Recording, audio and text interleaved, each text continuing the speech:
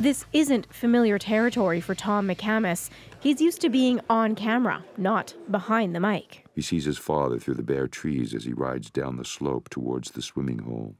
The character actor is here to lend his voice to a Canadian classic he loves dearly. It's McCamus's first audiobook, so he made sure to do his homework. Actually, I called some friends who do it a lot and asked them, and got some advice on what to do.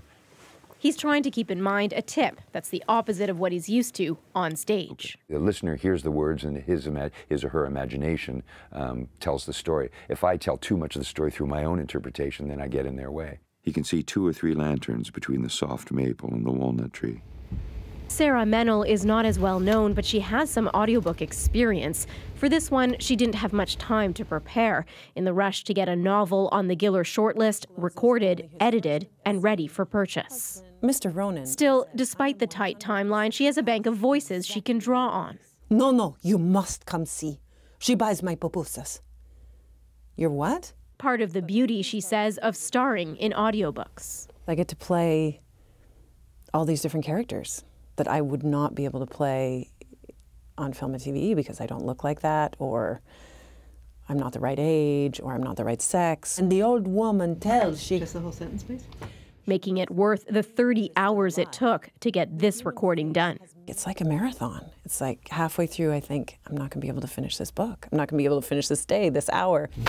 Finish she did, to kudos from the author. She's really imbued the book with its tone, the tone that I wrote. And so I've listened to her read the book. I feel like I'm entering it from a different direction. It's a lot of fun for me. Fun for the actors also, as they take advantage of the surge in work. Audiobook sales are up nearly 20% year after year, and the potential for more growth is not lost on companies like Audible and Penguin Random House. They've now started producing audiobooks here. As one of our most celebrated authors put it, when Audible launched its Canadian wing, Audible is going to be employing so many actors that you're going to have trouble finding somebody to serve your cappuccino. It's no laughing matter, but rather big business. And Hollywood stars are clamoring to get into the audiobooks game.